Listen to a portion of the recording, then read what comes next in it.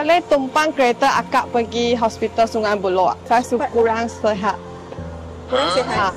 Sudah lambat, ada appointment. Tak. Sorry, saya lambat lagi. Saya nak ambil anaknya kurang sehat juga. Saya bukan pergi Sungai Buloh. Satu orang je. Oh, okey. Akak, actually kita sedang buat social experiment. Kak pertama yang sudi hantar saya pergi hospital Sungai Buloh. Ni kita bagi hadiah. Akak boleh buka lah tengok dalam apa tu.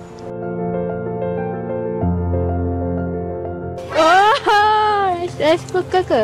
Yes. Oh So tanya akak dapat smart rice cooker. Dia kaca punya. Dalam dia ada 8 function. Kalau you nak panaskan barang. Serius lah ni? Yes. Kenapa kak sudi untuk hantar saya pergi Sebab hospital? saya pernah berada kat Station U. I pernah ada kat Station U, I tak ada siapa orang kat sini. And then I minta tolong orang semua tak boleh nak tolong.